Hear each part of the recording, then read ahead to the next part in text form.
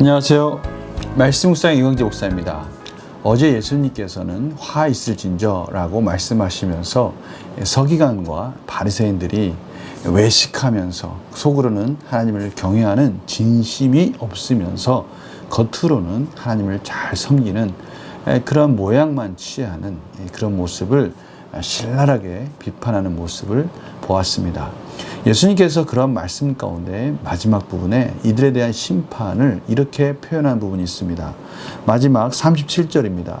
예루살렘아 예루살렘아 선지자들을 죽이고 내게 파송된 자들을 돌로 치는 자여, 암탉이 그 새끼를 날개 아래 모음같이 내가 내 자녀를 모으려함이 몇 번이더냐. 그러나 너희가 원하지 아니하였도다 라고 말씀하시면서 하나님의 성실하심 가운데 집요하게 그것을 불순종하고 반역하는 모습을 대조적으로 표현하시면서 38절에 이렇게 말씀하십니다. 보라, 너희 집이 황폐하여 버려진 바 되리라.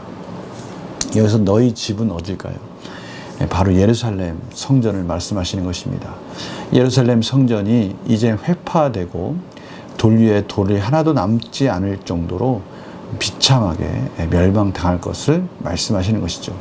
오늘 그 부분이 이어집니다. 예수님께서 말씀하신 그 예언이 어떻게 성취될 것인지를 말씀하시면서 그것은 또 정말에 하나님의 심판이 임할 때의 징조이기도 합니다. 그 부분을 예수님이 저희들에게 설명하는 부분을 저희들이 같이 볼 텐데요. 오늘 말씀을 통해서 또 하나님께서 저희들에게 허락하신 말씀 무엇인지, 참으로 이 세대 가운데, 말세라고 하는 이 세대 가운데 하나님의 말씀을 듣는 귀한 시간 갖도록 하겠습니다. 제가 기도하고 시작하겠습니다. 하나님 감사합니다. 오늘 저희들이 하나님의 은혜 가운데 또 하나님의 말씀에 귀를 기울입니다. 참으로 말씀이 저희들의 모든 혼란한 이 세상 속에서, 바다와 같은 인생 속에서 등대가 되며 또 소망이 되기에 오늘도 말씀 앞에 저희들의 귀를 기울입니다. 성령님 조명하여 주시옵시고 하나님 저희들에게 깨닫게 하여 주셔서 참으로 오늘 이 말씀을 통해서 새 힘을 얻게 하여 주시옵소서. 감사드리며 예수님의 이름으로 기도드립니다. 아멘. 제가 마태복음 24장 1절에서 14절 말씀을 봉독해 드리도록 하겠습니다. 예수께서 성전에서 나와서 가실 때에 제자들이 성전 건물들을 가리켜 보이려고 나아오니 대답하여 이르시되 너희가 이 모든 것을 보지 못하느냐. 내가 진실로 너희에게 이르노니 돌 하나도 돌 위에 남지 않고 다 무너뜨려지리라. 예수께서 감난산 위에 앉으셨을 때에 제자들이 조용히 와서 이르되 우리에게 이르소서 어느 때에 이런 일이 있겠사오며 또 주의 임하심과 세상 끝에는 무슨 징조가 있사오리까. 예수께서 대답하여 이르시되 너희가 사람의 미혹을 받지 않도록 주의하라. 많은 사람이 내 이름으로 와서 이르되 나는 그리스도라 하여 많은 사람을 미혹하리라. 난리와 난리 소문을 듣겠으나 너희는 삼가 두려워하지 말라. 이런 일이 있어야 하되 아직 끝은 아니니라. 민족이 민족을, 나라가 나라를 대적하여 일어나겠고 곳곳에 기근과 지진이 있으리니 이 모든 것은 재난의 시작이니라.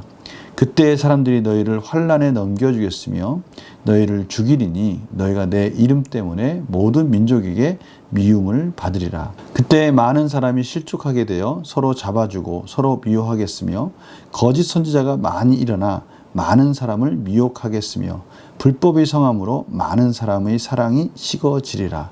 그러나 끝까지 견디는 자는 구원을 얻으리라. 이 천국 복음이 모든 민족에게 증언되기 위하여 온 세상에 전파되리니 그제야 끝이 오리라. 아멘. 오늘 참 안타까운 부분을 먼저 보았으면 하는데요. 오늘 본문에 12절 보면 불법이 성함으로 많은 사람의 사랑이 식어지리라. 여기 사랑이라는 것은 이방인들을 향해서 또 구원받지 않은 영혼들을 향해서 끊임없이 교회가 베푸는 그런 사랑의 모습입니다. 이 불법이 성하다. 이 하나님의 공의와 질서가 무너지고 불법이 횡행하는 이 말세가 되면 차라무로 하나님의 영혼을 사랑하는 마음, 그 영혼을 사랑하는 마음을 지키기가 참 어렵다라고 참 현실적인 어려움을 예수님께서 말씀하고 계십니다. 그러나 그때 그러한 상황일지라도 참으로 어렵고 힘든 상황일지라도 계란으로 바위를 치는 것 같은 그런 어려운 상황이 저희들에게 있을 것입니다. 그러나 그것을 견디고 끝까지 견디는 자는 구원을 얻으리라. 반드시 하나님께서 공의 가운데 은혜와 자비로 그 구원을 완성해 주실 것이다. 우리를 구원해 주실 것이다 라고 말씀하고 계십니다. 이것이 저희들의 소망 아니겠습니까? 오늘 예수님께서 제자들에게 예루살렘 성전이 회파될 것이다, 무너질 것이다 라고 말씀하십니다. 1절 2절입니다. 돌 하나도 돌 위에 남지 않고 다 무너뜨려지리라. 사실 이 예언의 말씀은 제자들에게는 상당한 충격적인 그런 말씀입니다. 왜냐하면 이스라엘 백성들에게 있어서 이 성전은 하나님의 임재가 있는 거룩한 곳이지 않습니까? 그 성전이 무너진다는 것은 상상할 수가 없고요.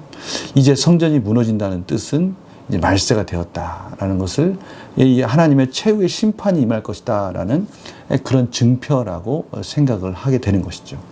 그때 3절에 그래서 제자들이 이렇게 말합니다. 예수께서 감람산 위에 앉으셨을 때 제자들이 조용히 와서 이르되 우리에게 이르소서 어느 때 이런 일이 있겠사오며 또 주의 임하심과 세상 끝에는 무슨 징조가 있사오리까. 언제 이런 일이 있겠습니까? 그리고 세상 끝에는 주의 임하심과 세상 끝에는 또 어떤 징조가 있사오리까. 지금 예루살렘 성전의 그 무너지는 모습을 세상 끝 종말과 연결을 짓고 있는 것이죠. 언제 이런 일이 있겠습니까? 사실 이스라엘 백성들이 이 성전이 회파되는 일은 주후 70년에 로마에 의해서 완전히 정말 성전의 한 벽면 일부분만 남고 모든 것이 다 무너지는, 실질적으로 이 예언이 성취되는 그런 때가 옵니다. 그런데요, 주님은 분명하게 그러나 그때가 종말은 아니다라고 말씀을 하십니다.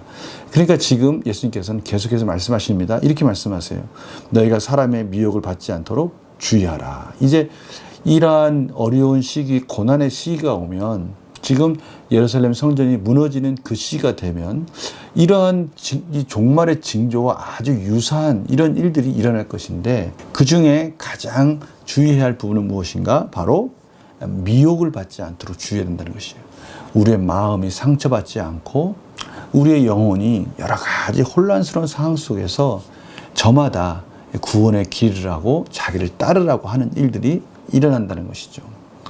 이것은 어느 한 가지만 말하는 것이 아니라 시대적으로 다양한 양상들이 펼쳐져서 우리를 유혹하고 미혹한다라는 것을 말씀하시는 것입니다. 오늘 보십시오. 난리와 난리 소문을 듣겠으나 너희는 삼가 두려워하지 말라. 이런 일이 있어야 돼. 아직 끝은 아니라. 난리와 난리, 여러 가지 환란의 징조들이 나타난다는 것입니다. 특별히 민족이 민족을, 나라가 나라를 대적하고 이 전쟁이 일어난다는 것이죠. 기근과 지진이 일어나고 자연재해들이 일어난다는 것입니다. 사실 이 시대가 언제부턴가 이렇게 전쟁의 공포가 있고 또 코로나19나 여러 가지 팬데믹 상황들에 대한 두려움이 있었습니까? 물론 과거에도 있었지만 최근에 와서 점점 온난화 현상이나 이런 자연적인 재해, 폭우가 쏟아지고 또 폭설이 내리고 때 아닌 기상 이변들이 일어나고 있습니다. 이런 일들이 나타난다는 것이죠. 그러나 아직 때가 마지막 때는 아니다라는 것을 저희들은 꼭 기억해야 된다는 것이죠. 그때 많은 사람이 실족하게 돼요. 서로 잡아주고 서로 미워하겠으며 이제 사람과의 관계적인 면이 더 힘들게 하는 거예요. 서로 간에 상처를 주고 실족하게 한다는 것이죠. 그리고 또 특별히 11절에 보면요, 그때 거짓 선지자가 많이 일어나서 많은 사람을 미혹한다. 앞에서도 이 미혹되지 말라. 이번에는 이 거짓 선지자에 대해서 미혹되지 말라. 이 거짓 선지자가 하는 일이 뭡니까? 구원이 오직 예수 그리스도 외에는 없다라는 것을 그들이 부정하는 것은 아닌데요. 문제는 뭐냐면 그 구원이 예수 그리스도밖에 없다고 하면서 자신이 그 예수 그리스도, 자신이 그리스도라고 그렇게 거짓으로 사람들을 미혹한다는 것입니다. 그러나 분명한 말세의 마지막 증거가 있습니다. 이런 것들이 일어날지라도 그것은 마지막이 되지 않지만 반드시 마지막이 되는 증거가 딱 한 가지가 있는데요. 그것이 바로 14절입니다.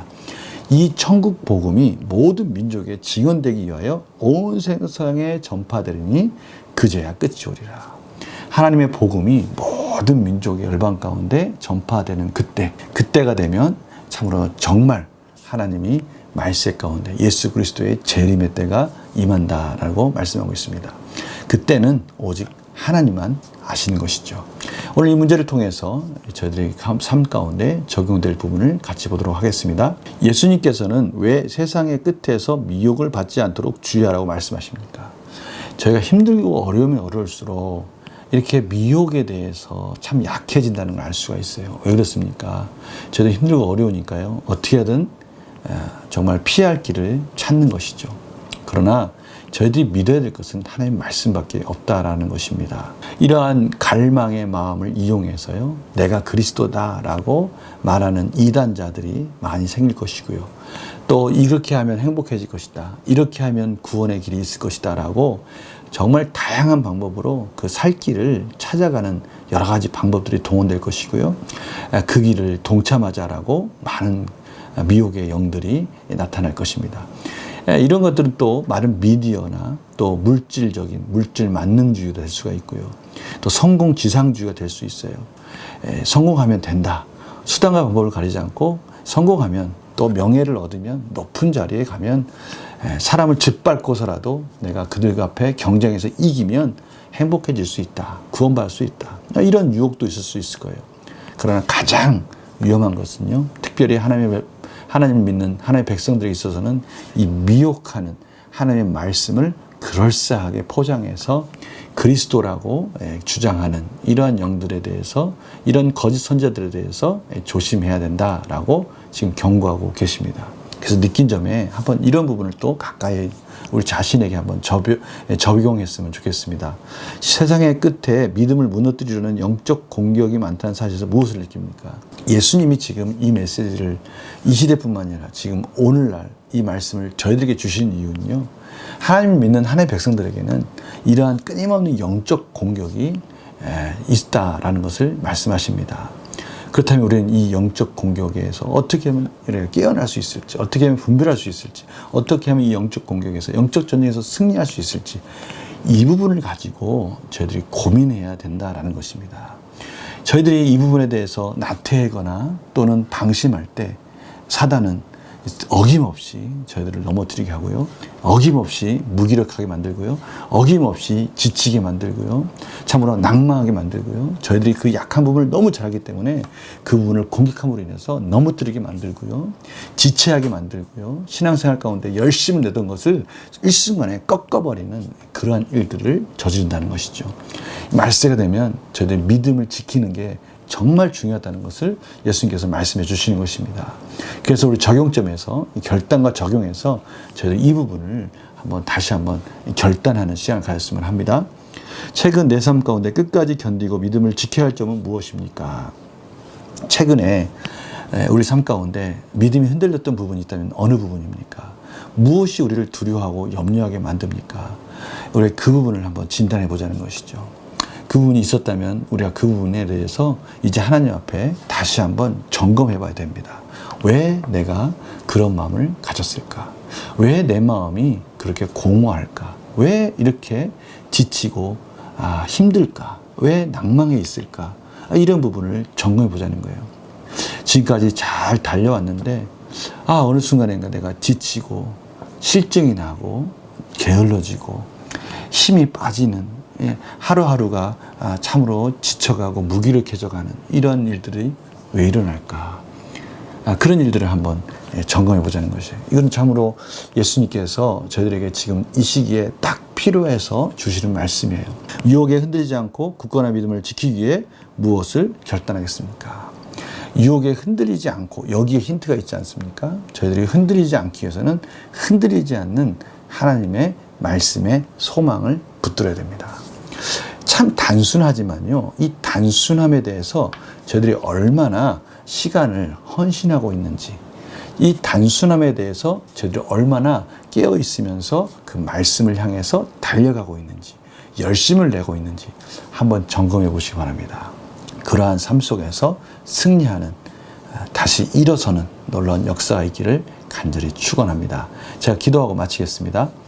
하나님, 저희들이 하나님을 향해서 하나님의 뜻 가운데 나아가고자 할 때마다 하나님은 놀라운 힘을 공급해 주십니다. 그러나 우리가 그 일에 집중하지 않고 영의 생각을 내려놓고 세속적인 육의 생각을 할 때 저희들은 사망의 음침한 골짜기를 가는 것 같이 참으로 두렵고 떨리는 삶을 살게 될 것입니다.